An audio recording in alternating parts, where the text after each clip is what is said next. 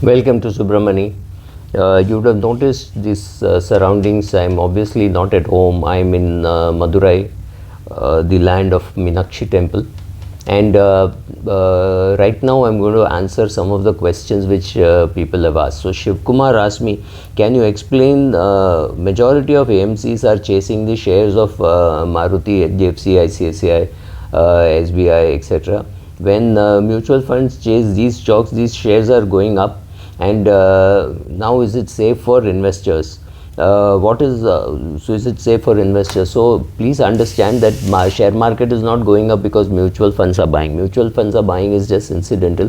There are FIIs buying, there are retail investors buying, there are promoters buying. Of course, the same set of people are selling also. Some people are buying, some people are selling. So if you see the long-term trend of any company, whether it's a Reliance or an Infosys or anybody, you will find that the earnings of the company when they and the share price of the company will more or less match. If you draw a graph, they will more or less match. So share cannot go up just because fund managers are buying. Of course it goes up because the fund managers are buying, because fund managers are important, whether it is a foreign investment or an Indian investor. So it will go up, but the market does not go up just because some fund managers are buying. Fund managers cannot buy a dud and expect it to go up. Company has to work hard, increase its EPS, and only then the share price will go up, not because somebody is buying. Next question is, what is the benefit of the company when the share price goes up? Please understand, Shiv Kumar, when the price of the share goes up and the company wants to raise money, it can raise money at a premium. So suppose interest rates go up to 9% or 10% for a corporate today, maybe 11%, and the company wants to expand, the share is doing very well, so they'd say, why should I borrow money at 11% when I have my own equity? So they can do an IPO or whatever, or a rights offer, and make sure that the share comes. If it's quoting at 2,000 rupees, it will come at 100 plus 1,800 or something like that. It will come to that price. So that is the advantage for a company as to why, what happens, what is the advantage for a company when the share price goes up. Yeah, I'm in Madurai and I'm leaving today.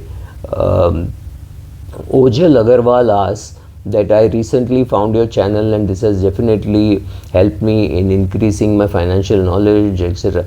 Please make a video on the following topic. My father passed away a few months ago and I see some returns coming from LIC schemes and some from FDs.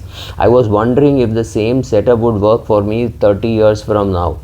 I'm not very sure it will, because I don't know whether it is the most ideal way to keep your money. Keeping your money in with a LIC is very inefficient from a rate of return that you are getting from that point of view.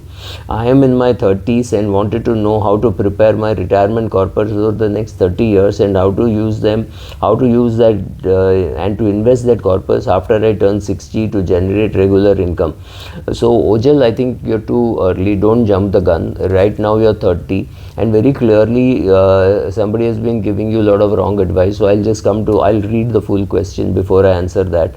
Invested corpus, and people say that FD returns will be less than 2% in the future, and so should I invest in schemes like Jeevan Umang, but I get little uncomfortable after looking at the returns and the lock-in period. Secondly, for some popular senior citizen schemes, I see tenure of just 5 years or 10 years. How will people manage after that? I am really confused. So Ojal, first of all, what senior citizens should do, you can worry 30 years later. You're just 30, right? So there's a lot of time for you to worry about that. What you should be doing now is concentrate on your career, concentrate on your job. You'll be doing something, either you're doing your own business or your employment. Since you have not mentioned, I'm assuming it is one of the two. And be more clear that you have to earn the money, right? So money has to be first earned, taxes have to be paid. After that, that money has to be invested, and after that the corpus will get created from which you can live. So I think you should concentrate on your career, you should concentrate on your job, you should concentrate on creating on saving, right? Let's say you're earning 100 rupees and you're saving 50 rupees, that's good. If you're earning 100 rupees and you're saving 10 rupees, it may not be good. You find out what's a good number for you, create that saving pool, and that has to then get invested. I think the way you are investing is inefficient.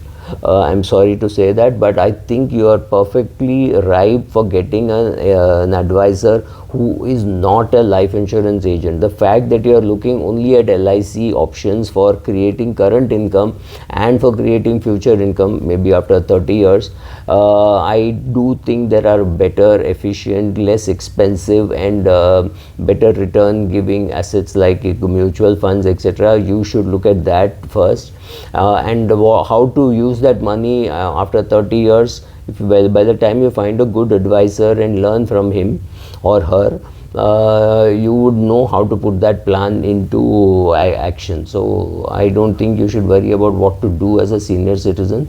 That is exactly 30 years away, and I'm sure by the time you'll find much better advisors than me. And just go ahead, find a good advisor and start, because what I am saying is very generic. You need specific advice, find an advisor and do it. Thank you.